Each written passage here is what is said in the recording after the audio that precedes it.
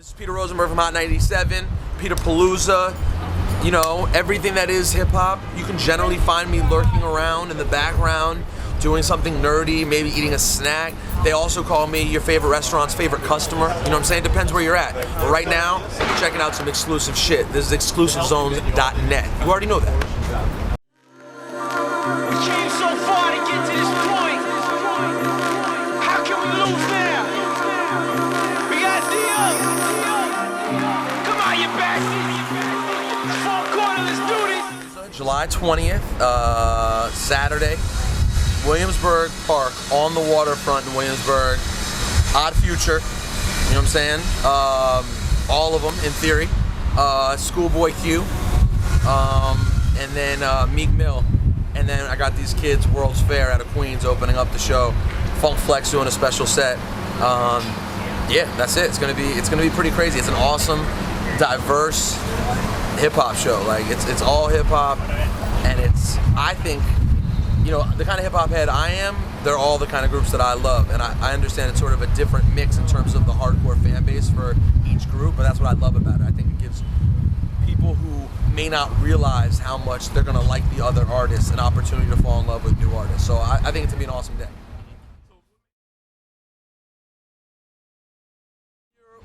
You know, I'm new to this planning concerts thing. I've only been doing it for like the last year or two, you know, and it's kind of a complicated process in terms of I want to have artists who mean something to me and who are artists that I've supported from early on, and also ones that will draw. You know, you have to think about who's going to bring people in, who's going to put on a really good show, and what's kind of hip hop music that I love and that, you know, people are fucking with. And I think that Meek was a perfect fit for that. I mean, I don't like wave the flag or anything, or like, you know, claim to start everyone's career or anything like that.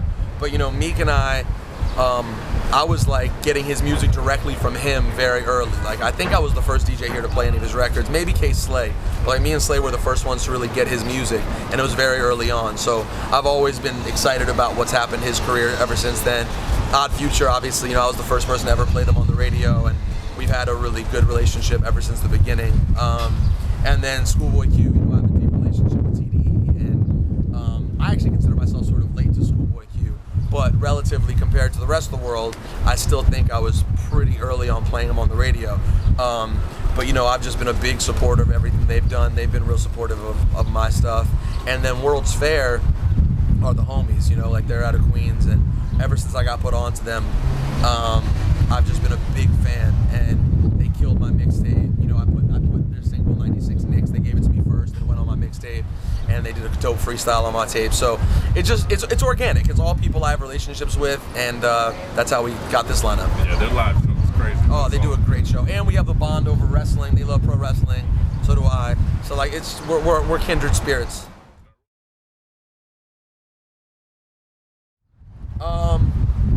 I think the most complete albums that have come out in the last month were Wale and Mac Miller. I think they dropped really like the most complete albums. I haven't sat with John Connor's album yet, so I don't want to speak on that until I'm gonna try to sit with it this weekend. So until I sit with it, I don't want to speak on that because he's a dope MC.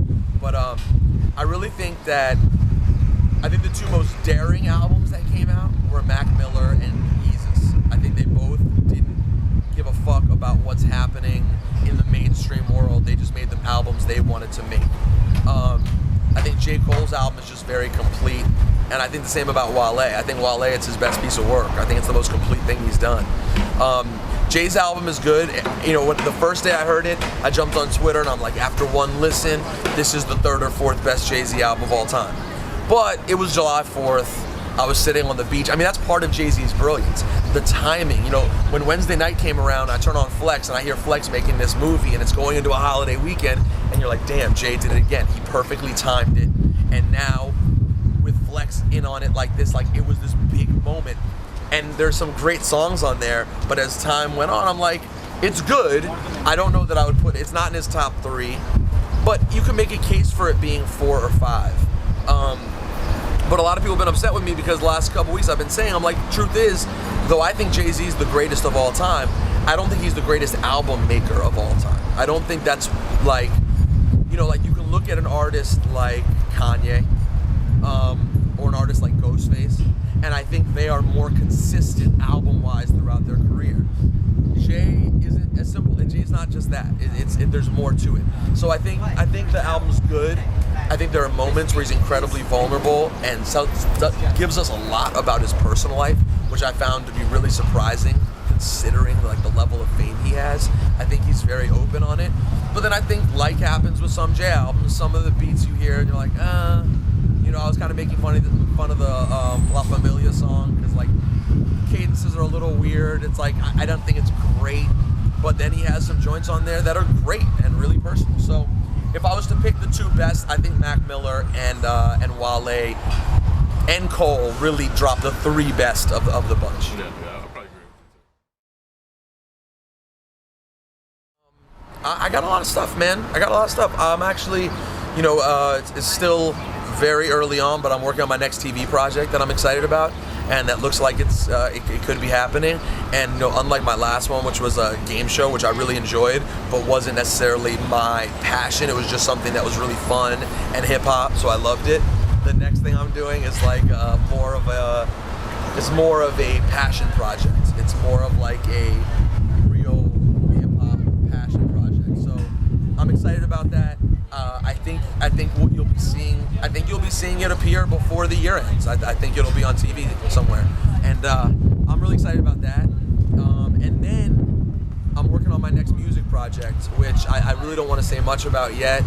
But you know, after the New York Renaissance, which was my third real mixtape, and I thought it was really one of the strongest tapes of the year, if I do say so myself. I thought it was a really great album, top to bottom.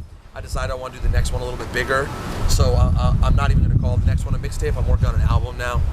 Though I consider the last one basically an album. This one I'm coming out of the gate calling it an album. Like I'm making an album next, and I have a title in mind. I have a place in mind where I want to put it out. I have artists in mind. I have a couple songs in place. But if it comes together the way I'm hoping, it'll be potentially one of the biggest things I've ever done in my career. So I'm excited about it.